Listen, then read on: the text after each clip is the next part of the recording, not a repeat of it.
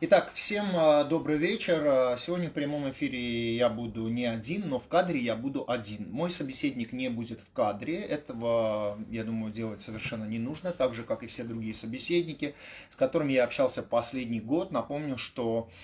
некоторые наши подписчики думают, что я время от времени говорю какие-то вещи с потолка. Я всегда вам говорил, что лишь 1% информации, которая касается 44-дневной войны, я рассказывал в наших эфирах. Почему я не рассказывал и не собирался рассказывать это? Потому что, как мы знаем, почти 3800 жертв во время 44-дневной войны и 11 тысяч раненых, 6 тысяч легкие ранения и остальные средние и тяжелые ранения, в том числе лица, которые потеряли конечности. Напомню, что Служба национальной безопасности Арцаха опубликовала у себя в интернете, не знаю почему не звонит, не передает уведомления, что ждет меня на допрос. Я очень рад, что наши телеграм-каналы сделали из этого целую бучу. Напомню, что СМБ Арцаха не возбуждала на нас дело, а просто ждет нас на допрос, чтобы мы дали пояснение по прошлому эфиру. Несомненно, я думаю, что мой сегодняшний эфир будет интересен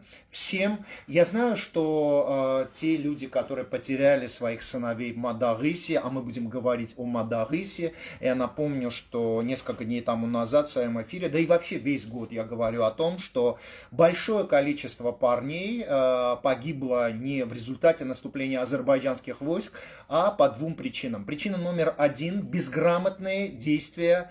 командиров и генералов Арцаха, и причина номер два – умышленные приказы, которые приводили к большому количеству жертв. Как я уже не раз говорил, карабахская группировка и карабахский клан делали все возможное и невозможное, чтобы Арцах проиграл и чтобы было много жертв, завалить гробами Армению и свалить с власти Никола Пашиняна. Это произошло потому, что в течение 30 лет в Арцахе было совершено огромное количество уголовных преступлений, и для тех офицеров и командиров и генералов, чьи руки в человеческой крови и на счету которых огромное количество убитых наших солдат, для них важно было свергнуть Никола Пашиняна, поэтому они осознавали, что если будет много молодых армянских парней из Армении убито во время войны, вся Армения будет в слезах, и можно будет легко свергнуть Никола Пашиняна. Но сегодня мы будем говорить отдельно, объективную информацию о Мадагысе, как несколько сотен армянских парней ни за что, ни про что, практически по вине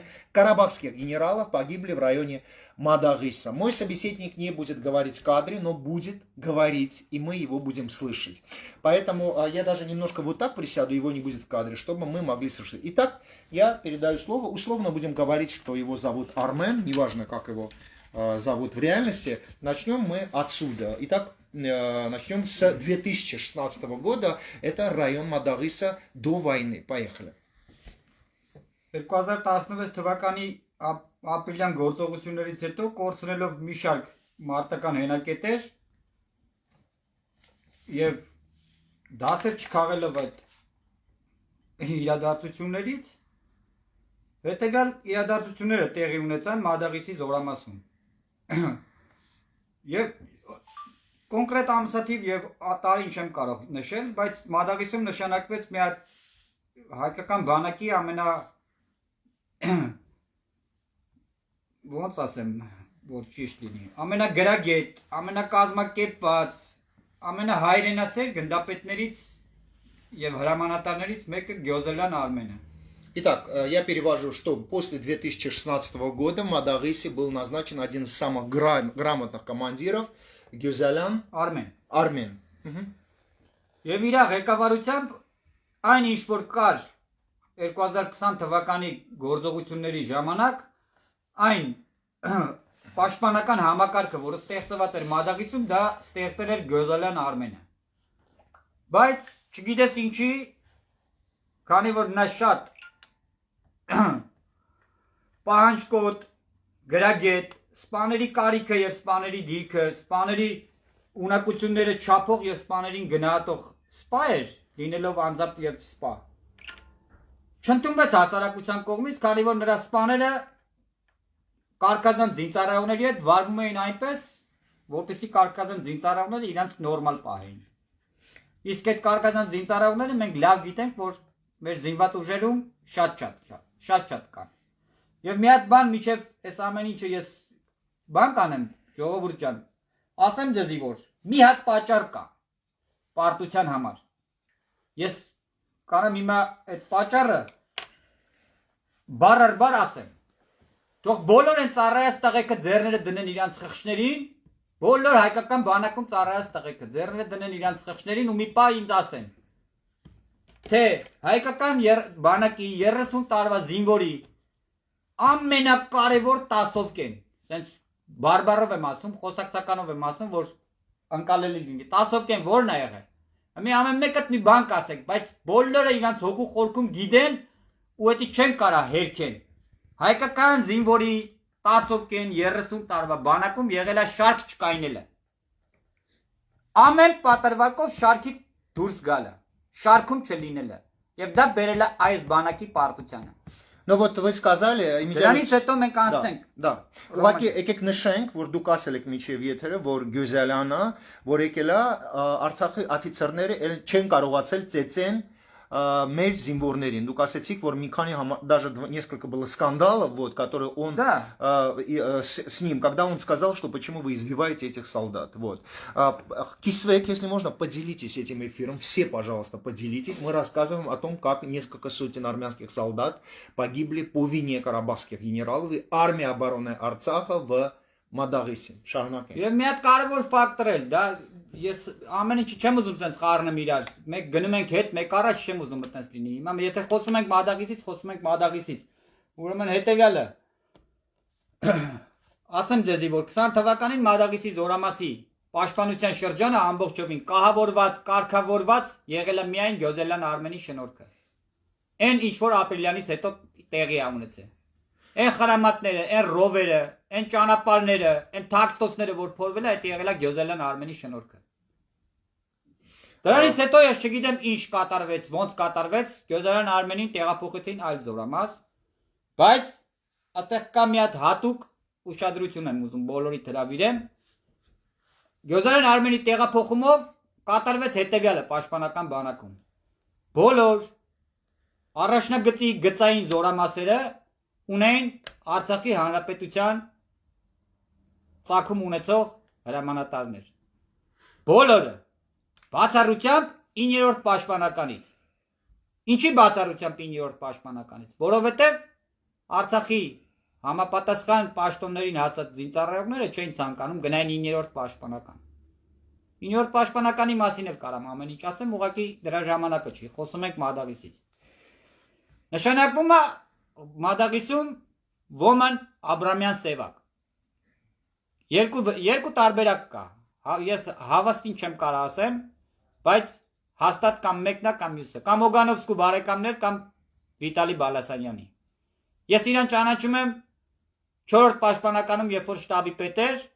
եւ այդ ժամանակ խոսակցություն ենք ունեցել, այդ խոսակցության ժամանակ ինքը ասել է, որ իրան Инка Анзам Пинза Салавурьян обещат наре, որ ինքը դառնալու է պալկա։ Давайте я переведу. Итак, в 2019 году странным образом армия обороны Арцаха снимает строгого полковника, единственного полковника из Армении, который приостановил избиение до полусмерти армянских солдат Мадагыси. Все жители Армении знают, что Мадагыс и Гадрутский район — это два самых ужасных участка Карабахского фронта. И вот сейчас наш собеседник, который был в Мадагысе с первого дня войны и до войны, рассказывает, что на место снятого потрясающего профессионала Гюзеляна был назначен Севак Абрамян, родственник то ли Виталия Баласаняна, то ли Сейрана Угановского. И, как говорит наш собеседник, назначенный Севак Абрамян говорил многим, по слухам, что рано или поздно его должны были назначить, потому что армия обороны или кто-то обещал, что именно он будет там командиром полка. Это как раз о том, что я говорю, что всегда можно было посидеть за шашлыками в Арцахе, и тебе дали бы звание полковника или майора. Мы продолжаем. Դրանից հետո այդ զորամասում սկսվեց անկման process-ը։ Եթե ինչ-որ մեկը կասկածներ ունի, թե լրատվական դաշտից, թե չգիտեմ որ դաշտից, հարցում կատարեք, եթե ունեք գաղտնիության ռեժիմի դոստուկ, չնայած այդտեղ էլ գաղտնի ոչ մի բան չկա, ես ապաշկարա կարամ ասեմ։ Պաշտպանական բանակում կար սենց հետևյալ հասկացողությունը՝ պահվող եւ չպահվող դիրքեր Եվ բանակի ղեկավար կազմի մոտ կար նաև sense հետեւյալ հասկացողությունը՝ պահվող զորամաս, չպահվող զորամաս։ Եվ 9-րդ ու 6-րդ պաշտպանականները մտնում էին չպահվող զորամասերի մեջ։ Այդ ժամ 19 թվականից սկսած։ Դրանից հետո վերեք հասնենք մեր 2020 թվականի իրադարձությունները։ Իրադարձությունները հետևյալ կերպ են զարգացել։ Սևակ սեպտեմբեր ամսին չեմ անում, ինչքան հիշում եմ սեպտեմբերի սկզբին Մադաղիսի զորամասի կազմավորման օրն էր։ Մադաղիսի զորամասի կազմավորման հետ կապված ինչ-որ միջոցառում էր պետք կազմակերպել, սակայն Սևակ Աբրամյանը հարգելի պատճառներով ինքը գտնվում էր արձակուրդում։ Ամսի 25-ին սելեկցիոն կապով բանակի հրամանատարը բոլորին հրավիրում է ժողովի եւ ամսի 25-ին բանակի հրամանատար Ջալալ Հարությունյանը խնդիր է դնում եւ հայտարարում է, որ բացի օրը եւ ժամը պատերազմը պատրաստ է։ Давайте я перейду. Итак, 25 сентября прошлого года Джалал Харутюнян собирает всех командиров и говорит, что мы не знаем только время и час, но со дня на день начнутся широкомасштабные боевые действия. Пожалуйста. Եվ ասում է գործել բոլոր հրամանատարներին խնդիր է դնում գործել համապատասխան պաշտպանական մարտի անցնելու պլանների, որը ստորագրում է անձամբ Ջալալ Հարությունյանը։ Դե պաշտպանական մարտի անցնել պլաններով դուրս է գալիս, որ մշտական տեղակայման վայրերում պետքա ոչ մեկ չլինի։ Խնդիրը հասցված է լինում ամբողջ անձնակազմին։ Ես այդ ժամանակ լինում եմ իմ պաշտոնին համապատասխան վայրում։ Ամսի 26-ին ցերեկային ժամին, ժամը տենց ճաշի ժամանակ ղեկավար կազմը 10-րդ հրաձգային դիվիզիայի եւ ամբողջ Մադաղիսի զորամասի։ Նորից եմ նշում, 26-ին շաբաթ օրը ճաշից հետո, այսինքն պայիջեի աշխատանքային ժամի ավարտից հետո, քանի որ բանակում կեսօր էին աշխատում շաբաթ օրերը։ Աշխատանքային ժամից հետո Մադաղիսի լիճը բոլորը եթե Մադաղիսով հետաքրքրված եք գիտեք, լիճի կողքը կա հանգստյան գոտի, հանգստյան գոտում բոլորը միասին նշում են Մադաղիսի օրը։ Նորից եմ կրկնում, ամսի 26-ին Пожалуйста, слушайте внимательно. Մինչև երեկո նշվում է Մադաղիսի օրը 26-ին։ Եվ այդ ընթացքում պահպանության անցած, չգիտեմ հասկանաք թե չէ, на охране, те батальоны, которые находились в охране, не в обороне, а в охране. Эти батальоны, эти комбаты, командиром батальонов, каждую минуту докладывали из передовой, что противник перекидывает танки на передний край. Давайте я переведу, так как это будут слушать все. Пожалуйста, все делитесь эфиром, очень прошу. Итак, мы продолжаем, я перевожу. 25 числа, после того, как Джалал Харутюнян сказал, что с минуты на минуту, со дня на день может начаться широкомасштабная война, Джалал Харутюнян сказал, что азербайджанские войска будут наступать на Мадагис и Джабраил. Он точно знал, куда они будут наступать. Те же самые места, где и в апреле, кстати говоря, поясню, что Ильхам Алиев и Сагир Газанов не просто так приняли решение напасть на Мадагис и Гадрутское направление южное, потому что им докладывала азербайджанская разведка, что самое большое количество хулиганов, воров в законе, беспредела, самое большое количество избиений, потому что больше всего армянских солдат избивали в Гадруте, в Гадрутском районе и в Мадагисе, и, соответственно, эти солдаты там были очень слабые. Итак, наш собеседник, который был там участником этих боевых действий, рассказывает, что 25 числа срочно возвращают из отпуска Севака Абрамяна, которого по блату назначили, вышвырнув оттуда Гюзеляна. И вместо того, чтобы выполнить приказ Джалала Харутюняна, чтобы спасти наших солдат и защитить Мадагис Талиш, карабахские командиры начали отмечать День Мадагиса, устроив большую пьянку, гулянку и кайфушку. При этом ежечасно сообщалось командирам, что азербайджанские войска сконцентрировали более уже 100 танков, и с каждым часом их становилось все больше и больше. Никоим образом карабахские командиры не хотели реагировать и продолжали свою гулянку, пьянку и кайфушку. Мы продолжаем, пожалуйста. 26 օրը միջև ուշ երեկո այդ խնջունքը շարունակվում է, դրանից հետո համապատասխան գումարտակի հրամանատարները բարձրանում են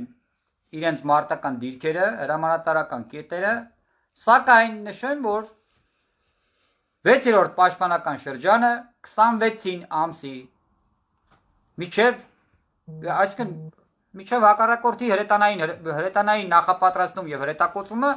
անցած չի լինում պաշտպանության։ Այսինքն զորքերը լինում են երկրորդ գումարտակը եւ երրորդ գումարտակը լինում են իրենց մշտական տեղակայման վայրերում։ Երկրորդ գումարտակը Թալիշի 2 զինավանում, երրորդ գումարտակը Մադաղիսի զորամասի ներսում։ Այնուհետև առավոտյան, երբ որ արդեն միայն նշեմ, որ միայն դուրս են բերված լինում գումարտակային հրետանային միջոցները եւ գնդի հրետանային միջոցները։ Այդ միջոցառումը կատարված է լինում, բայց դա ամբողջ պաշտպանության անցնելու 10%-ն է։ Հրետանային միջոցների ծավալումը դա խնդրի լուծում չի։ Պետք է ամբողջ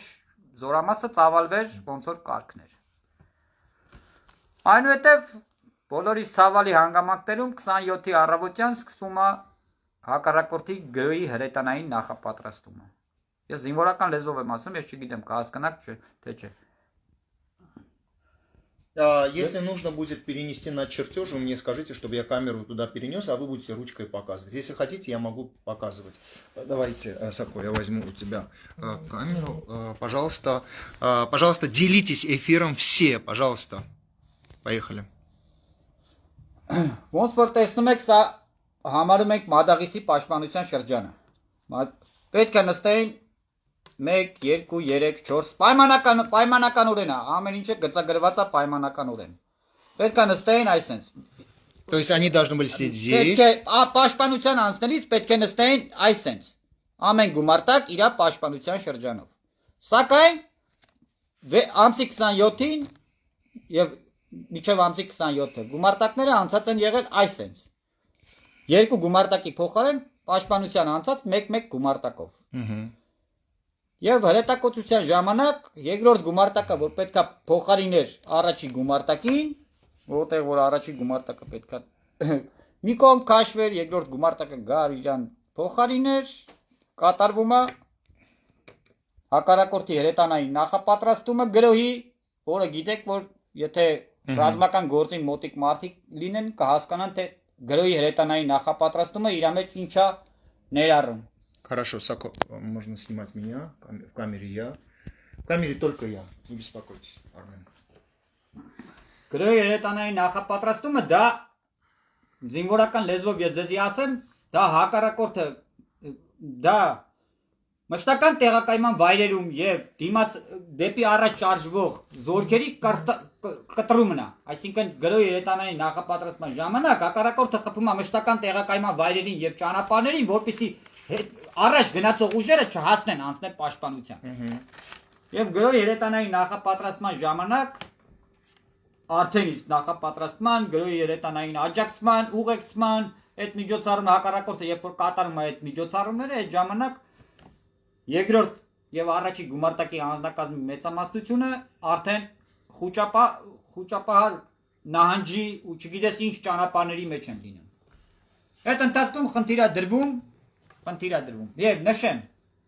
առավոտյան ժամը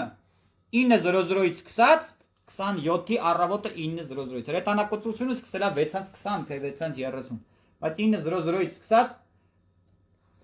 դիվիզիայի հրամանատարական կետ եւ 6-րդ պաշտպանականի հրամանատարական կետ, ընդհանրապես 6-րդ պաշտպանականի հրամանատարական կազմի հետ կապը չի գործել։ Ընդհանրապես դիվիզիան չի կարողացել ղեկավարի 6-րդ պաշտպանականը։ Դրա համար որոշումը կայացվել ամենածայրագույնը, որը մարտական իրավիճակներում չի թույլատրվում։ Դիվիզիայի հրամանատարը անձամբ մեկնել է 6-րդ պաշտպանական։ Անձամբ դիվիզիայի հրամանատարը մեկնում է 6-րդ պաշտպանական, որպեսզի իր ձեռքը վերցնի այդ ամբողջ գործողությունները, քանի որ արդեն ղեկավարումը կորցրված էր։ Եվ այդ ընթացքում առաջի եւ երկրորդ գումարտակները կորցնելով իրենց մարտունակությունը ըստ բնագծերի հետ են քաշվում տարբեր ուղղությունները, որը չի կարելի զինվորական լեզվով ասել հետ են քաշվում, փախնում են։ Քանի որ այդտեղ նահանջ չի լինում, առաջի գումարտակի հրամանատարը աչքից է վիրավորված լինում, երկրորդ գումարտակի հրամանատարը կոնտուզիա է տարած լինում։ Մի խոսքով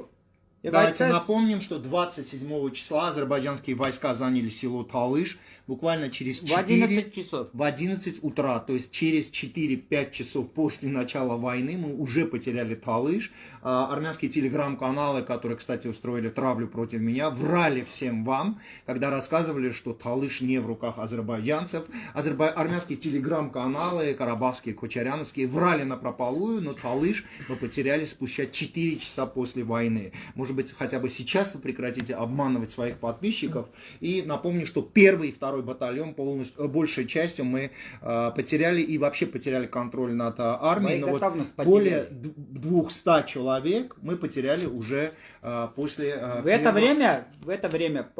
после начала войны, те группировки, те командования, те люди, которые... Джокатнеры, խմբերը, որոնք գալիս էին դեպի Մադաղիսի, դեպի այդ ուղղությամբ են կրված են ծառայած տղեկը, որոնք Մադաղիսում են ժամանակին ծառայել, որոնք Մադաղիսում են եղել, որոնք այդ դիրքերը գիտեին, որոնք ապրիլյանին էին մասնակցել, որոնք ուղևորվում էին անկանոն կերպով դեպի Մադաղիս, դեպի Թալիշ, նրանցից շատ մեծամասնությունը հենց այնտեղ զոհվեց։ Այդ անկանոն անղեկավարելի իրադարձությունների ժամանակ։ Եվ ամսի 2-ի լույս 3-ի գիշերը 6-րդ պաշտպանականի անձնակազմը թողեց Մադաղիս բնակավայրը, որը առաջնագծից հեռու էր 24 կիլոմետր։ Итак, напомним, что ночь со 2 на 3 число была окончательно потеряна вся эта территория. И давайте перейдем к 3 числу, Арменджан. Итак, 140 человек вас попросили. 1 числа мне ես այդ ժամանակ ուրիշ տեղ եմ եղել։ Լավ, եթե հիմա իմ բառերից արդեն կհասկանան ես ում մասին եմ խոսում, եթե այդ մարդիկ կան, թող բանին արձագանք են, եթե պետք է քեզ թող արձագանք են այդ մարդիկ։ Есть очень баниц, чем вахум. Չէ, когда ты говоришь правду, тебе не надо ничего бояться. Боятся вот как раз таки все они, поэтому нападают на меня, поэтому говорите. Да, я ваше имя в любом случае. Մեկից երկուսին ինձ խնդիր է դրվում հավաքված ռեսուրսները մոբիլիզացիոն կազմել երկու վաշտ եւ ուղարկել Մադաղիս, քանի որ խնդիր էր դրված, Մադաղիս Թալիշից նահանջ էր կատարվում, բայց արդեն նահանջը եկել էր հասել էր Մադաղիսից էին նահանջ կատարում, որտեղ հակառակորդը արդեն Մադաղիսի պոլիգոններում էր։ Այն կադրերը որ ցույց են տալիս, դա արդեն էդի եղել է հենց այն որ զինուժն էլ գրել էր բան, Մատաղ Մադաղիսում։ Այդ ժամանակ այդ տղեկն էլ մատաղ եղան։ Ասեմ ձեզ իմանաք։ Ժողովուրդ ջան։ Давайте скажем, итак, 140 человек армия обороны Арцаха попросила дополнительно упаковать после смерти нескольких сотен парней. В результате напомню, что в Мадагысе 26 числа шла пьянка-гулянка. Совершено было преступление, не выполнены приказы Джалала Гарутюняна. После всего этого, после океана жертв, армия обороны Арцаха отправляет туда 2 отряда по 70 человек, итого 140 человек. На газелях, на территорию, которая полностью просматривается и по которой азербайджанские войска могут очень легко нанести удары из установок «Град». То есть отправляют целых 2 отряда. Это все солдаты из Армении, неподготовленные. Это МОП, это добровольцы. Это люди, которые в буквальном смысле друг с другом даже не знакомы, не понимают вообще, куда их отправляют. Их в буквальном смысле отправляют под «Грады». В результате уже после первого удара из установок «Град» более 40 человек из 140 погибло. Двигаемся дальше. Այնուհետև այդ անձնակազմը ամսի 3-ի օրը մենք արդեն Մադաղիսը չունեինք։ Մենք արդեն նստած էինք լրիվ ուրիշ բնագծով։ Ուտեց։ Да, Мадагиси պատմությունն է։ Это у нас история. Давайте просто коротко скажем, что вы были свидетелем, что сотрудники службы национальной безопасности Арцаха, которые, кстати говоря, публикует, что хочет меня видеть, чему я очень рад. Итак, сотрудники, кстати, заранее скажу, что 2 заместителя генпрокурора Арцаха сбежали. Арайк Арутюнян публиковал список сбежавших чиновников, включая 2 заместителей генпрокурора. И арцахцы знают, что часть людей, которые служат в СМБ, тоже сбежали. Другая часть то ли воевала, то ли притворялась, что воевала. Но давайте послушаем, где обнаружены были сотрудники СМБ Արցախը нашим собеседникам. Դատախազնել, ազգային անվտանգության աշխատակիցներն էլ, ես քանի օր եղել եմ այդ բանում, հրամանատարական կետում, Մարտակերտի, նրանք գտնվել են այնտեղ, ժամանակ առ ժամանակ դուրս են եկել ու անմիջապես վերադարձել են այդ բունկերը։ То есть իրանք չեն կրվել։ Չէ, ինչ կրվի մասին է խոսքը։ Մենակ ես նկատել եմ, որ շորերն էին արագ-արագ փոխում։ Որ ես այդ ընթացքում ընդհանրապես շոր չեմ փոխել, հələ պարոն Սերյան Օհանյանն էլ ամսի 11-ին եկել էր, ինձ ասում է քիչ ես թրաշվե։ Իսկ իրանք մենակ այդ ընթացքում արագ-արագ իրան շորերն էին փոխում, տարբեր նշեմ, որ ինչ որ հունական, ֆրանսիական, չգիտեմ ինչական ֆորմեք տարբեր ձևերի ու տեսակների հագնում էին։ Ես իրանց այդպես ֆորմաներով եմ նկատել ու տեսել։ Իսկ այդ ընթացքում մեր հարգարժան Սերյան Օհանյանը գալիս է համապատասխան զորամաս հրետանու հրետակոծության տակ, երբ որ ես չեմ կարում մոբիլիզացիոն ուժերին համոզեմ, հասկացնեմ, որ կա բեսպիլոտնի, կա հրետանային հարված, որ անընդհատ խփում են այդ տվյալ տարածքին, մտեք թաքստոցները եւ զբաղված եմ այդ ամեն ինչով, ինքը գալիս է այդ զորամասի հերթապային ասում է բիրկետ ուրա։ Բիրկեն, դուք պատկերացնում եք։ Ինչ վիճակում ինքը մտնում է, որ իրան դիմավորող ալնում կռվի ժամանակ առաջնագծին մոտիկ զորամասում կռվի ժամանակ իրան դիմավորող է լինում, ինքը ասում է բիրկետ ուրա, մտնում է հերթապայի սենյակ, ասում է չեք կարում այստեղ կահավորեք մի քիչ բան ույուտի բերեք։ Ընդ որում հենց երկրորդ հարգում, այսինքն հենց այդ շենքի խփել էր բեսպիլոտիկ, այդ շենքի վրա ոչ մի սաղլամ տեղ չկար։ Իսկ ինքը ինձ հարցնում ասում է հերթապայի սենյակը կահավորեք, մեկ է գնա հրաշվի։ Ինչի հրաշված չես։ Ասացի կուղեմ, ձեր մեքենան էլ ձեզ սպասում է, արագ գնացեք ստից։ Պրիտոմ ինքն էլ այդ պահին ինձ ներկայացել է որպես վարչապետի կողմից ուղարկված անձ, մոբիլիզացիոն ռեսուրսներով զբաղվելու համար։ Եվ մի հատ եզրակացություն կարամ դրանից անեմ, միգուցե պարոն Օհանյանի զեկույցից հետո է վարչապետը խնդիր դրել մոբիլիզացիան դադարեցնել։ Միգուցե ինքը վերլուծություն արեց, որ մոբիլիզացիոն ռեսուրսները չեն կարում նորմալ կազմակերպենք, բերեք դադարեցնենք։ Մի հատ այդ հարցով էլ կարելի է մտածել։ Քանի որ ամբողջ առաջնագծով իր ներկայացմամբ ինքը հենց այդ հարցով է վարչապետի կողմից ուղարկված մարդ, երբ որ ես իրան ներկայացրել եմ մոբիլիզացիոն ռեսուրսների ստացման ձևը, կարգը, որակը, մարտունակությունը, նրանց օգտակար գործողության գործակիցը, ինքը միգուցե հասցրել է այդ ամեն ինչը վարչապետին եւ վարչապետը այդ ամեն ինչը լսելով դադարեցրեց մոբիլիզացիան զորքերի։ Բայց որ դա շարունակեք։ Ինքը ներկայացավ ինձ համապատասխան տեղում մի հատ էլ ասեց, որ գնա հրաշվի, ինքն էլ մարտական գործողությունների ժամանակ, երբ որ ես չգիտեի թե այդ անձնակազմին ոգեշն չեմ, բարոյոգեբանական ինչ-որ աշխատանք տանեմ, ամեն րոպե վիրավորի, զոհի, իրանց ընկերոջ, իրանց բարեկամի, իրանց երեխու մահվան մասին են լսում կամ չգիտեմ ինչ անում, ինքն ինձ ասում է գնա հրաշվի, մեկ էլ հերթապային ասա թող բիրկեն կապի։ Եվ այդ բիրկեն էլ մեկ էլ բանը։ Եվ մի բան էլ ասեմ, պարոն Օհանյանը, եթե կլսի, չենք կարոտե, պարոն Օհանյան, են ձեր կառավարման տարիների ուղերձներին, որ ամեն մեկս պետք է ջեբեներիցս այդ ուղերձը հանենք, տարվա կարգախոսը, ուսումնական փուլի կարգախոսը, երբ որ պաշտոնի եք նշանակում, առաջին հարցը տալիս եք այս ուսումնական փուլի կարգախոսը ասա, ու մի հատ բարձ տորադասական նախադասություն եք գրածելնում, որ պետք է սաղ սպաների ջեբը լիներ։ Ես ասեմ, ձեր պաշտպանության նախարար եղած ժամանակ դուք հայկական բանակի վաշտի հրամանատար, ամենաթակավոր պաշտոնի մարդկանց մի բան եք սովորեցրել, թե որ պրինտերը ինչքան թուղթ կարատպի բանակում, որ պրինտերը ու բանակի որ վաշտի հրամանատարին ուզում ես հարցրա, հիմա կասի, որ HP 10 պրինտերը 3000 դրամ կարտրիջը դիսկավորելուց հետո 400 թուղթ է տպում։ Բոլոր վաշտի հրամանատարները այդ դրան են ուղղված եղել։ Սաղ վաշտի հրամանատարները։ Армен Джан, Михат Авелацум, я называю Армен, нашего собеседника. В Мадагысе, я хочу вернуться к Мадагысу. У меня, например, многие, так же, как и вы, и сегодня, и до этого, кто рассказывали о событиях в Мадагысе, говорили, что армия обороны Арцаха и карабахские генералы оставили всех с телефонами. То есть во время боевых действий, когда Азербайджан нападал и наносил удары из беспилотников, армянские войска перемещались, связываясь по сотовому телефону. Можете себе представить, да? То есть по сотовому телефону ты видишь 100, 150, 200 солдат. Правда это или нет?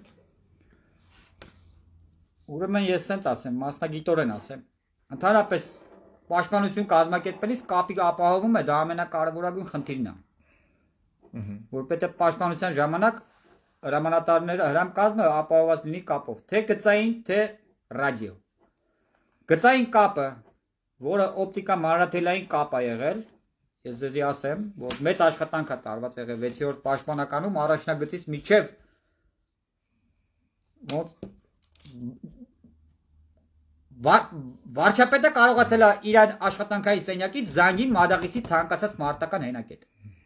Օպտիկա մանրաթելային կապ է եղել ապահովված, բայց ժամը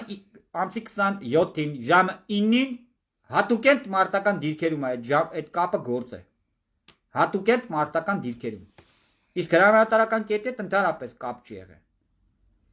Բջջային հեռախոսը իրանց զերա տալուց եղել, բջջային հեռախոսը լսել, որտեղ իրանք կոնտրոլերը վտ են արել։ Եվ մի հատ դրվագ կարող եմ հիշել, ես ներկա չեմ եղել, բայց ինձ շատ հավաստի, շատ մոտիկ մարդ ասել, որ ամսի 27-ին 4-ին ժամը 4-ին երրորդ, Մադաղիսի երրորդ գումարտակի հրամանատարական կետից հակառակորդի սպան կապնվում է իր ռացիայով Աբրամյան Սևակին ու Ղարաբաղցու ակցենտով ասում է կամբատիտ մոտեմ, ես եկեք հաց ուտենք։ Հակառակորդի սպան Աբրամյան Սևակին ասում է կամբատիտ մոտեմ, արի հաց ուտենք։ Մեր հաճախականության տակ կապի ապահովման հաջորդ բանն էր, որ մեր սպաները միշտ այդ կապի միջոցը թե ոչ թե սպաները, այլ կապի միջոցը չեն ընկալել որպես փրկություն կամ որպես իսկական միջոց։ Հիմնական տեղերը կապի միջոցը պոստավիկը բանին բլինդաժին կապը տվե, ասել է ջուր բերեք։ Բլինդաժից կապ են տվե պոստին, ասել են մարդ է գալի, ուղիղ կայնի կամ մի քնի պոստում։ Ոչ մեկ չի հասկացել, թե կապի միջոցը պետք է ունենա պայստային, հիմնական, 2-3 հատ էլ գումարտակի հրամանատարի կողմից հիմնական ու պայստային հաճախականություններ, որով պետք է թե ջոկի հրամանատարը, թե դասակի, թե վաշտի, բոլոր տեսակի հրամկազմերը կարանային նաստրոյի տանեին։ Շատ հատուկենտ տեղեր է եղել, երբ որ ջոկի հրամանատարը խորացել ուսումնասիրել է։ Ու ես բան կուզենայի ասեի ուղղակի մի հատ բան։ Ես իմ սրտի խոսքն եմ էլի ուզում ասեմ, մեր բոլոր կորցրած իմ ընկերներին, բոլոր զոհված տղեկի ծնողներին ես ասեմ ձեզ, իրանց ոտերը լվամ, ջուրը խմեմ, իրանց չեմ կարա ես մտնեմ իրանց դրության մեջ, բայց մի հատ բան, մի հատ հարց եմ էլի իրանց ուզում տամ։ Իմ աղբերներ, իմ հարազատներ, ձեր ցավը տանեմ, ամբողջ ծառայության ընթացքում մի անգամ զանգած, որ զանգել եք ձեր երեխեքին, հարցրած կաք տղա ջան, քու պարտականությունները գիտես։ Գոնե մի անգամ իրանց երեխեքին հարցը հիմա մենք սա շատ ուժեղ ցավի ու վշտի մեջ ենք, բայց մի անգամ հարցրած կանք մեր երեխեքին, տղա ջան, զինվորի պարտականությունները գիտես։ Թե մենք մենակ պահանջատեր ենք, տղա ջան, գնա, հոպարա հեսա կզանգի։ Դու գնա, հեսա կզանգենք օդպուստ կգաս։ Թե մենք այդ մենակ այդ դրանով ենք զբաղված եղել, հիմա էլ դրել ենք ասում ենք, չէ, սենց չի նենց է։ Ժողովուրդ ջան, մենք ենք մեր բանակը քայքայե։ Հերու գնացեք բանակից, թող բանակը սարքեն, եթե սարքեն, բայց միջև εμի ես չեմ տենում, որ ինչ-որ մի բան փոխվի, որովհետև նույն ախմախությունն է, որովհետև կռվի ամենաթեժ սիտուացիայում ես գտնվելով արդեն լրիվ ուրիշ տեղ, մի հատ սենսացիոն բան է կատարվում։ Սենսացիոն։ Մադաղիսը տված զորամասի հրամանատարին նշանակում են դիվիզիայի շտաբի պետ։ Մադաղիսը տված զորամասի հրամանատարին նշանակում են բանի որ գային եմ մի կողմն էլ էլի որ ընդից էլ հադրութով որ գալիս էին այդ կողմն էլ որ շատ արագ անցնեին էլի մադաղիսը իրանք նորմատիվներից արագ անցան որ հադրութի կողմն էլ շատ արագ հասնեին վարանդայով բանով սրբելով գային առաջ абсурдները շատ է Я заканчиваю мой эфир, буквально минуту. Пожалуйста, еще раз. Вы знаете, какую травлю на меня начали. Собственно говоря, все 4 года шла эта травля, потому что я говорю чистую правду. Во время 44-дневной войны, да и после, и карабахские телеграм-каналы, и телеграм-каналы, которые принадлежат главам армянских организаций России, армянским послам, дашнакам, священникам, всем, кто занимался воровством, а я напомню, что многие люди, в данном случае я не буду имена называть, многие люди собирали деньги во время 44-дневной войны на тепловизоры и многое-многое другое, но большая часть, конечно, была разграблена. И, кстати говоря, в этой травле участвуют в основном шакалы. Почему? Потому что я все время пишу правду про это, про то. Вот недавно вышел фильм про Левона Гайрапетяна. Посмотрите, если вы не смотрели этот фильм, где я рассказывал, что перед смертью Левона Гайрапетяна многие арцахские бизнесмены хотели у него занять деньги, учитывая, что он умрет, они хотели взять деньги, чтобы он, когда умер, уже их не возвращать. И там много фактов вообще про то и про это, и многое другое. Все это, конечно, накопилось, и поэтому вот эта травля на меня произошла. За мной стоят мои подписчики, пожалуйста, поделитесь, более того, копию этого эфира постарайтесь выслать в мессенджер всем своим друзьям. Это лишь один фрагмент 44-дневной войны. Напомню, что Следственный комитет Армении возбудил около 2100 уголовных дел. Следственный комитет официально сообщал о том, что 800, около 800 обвиняемых проходят по этим уголовным делам. Можно только представить, сколько свидетелей по этим уголовным делам. И вот мы говорили сегодня о участке Мадагис. И, конечно, как я говорил, что часть сотрудников СМБ Арцаха сбежала, часть сотрудников, выясняется, пряталась в бункере Мартакерти и просто одевала новую одежду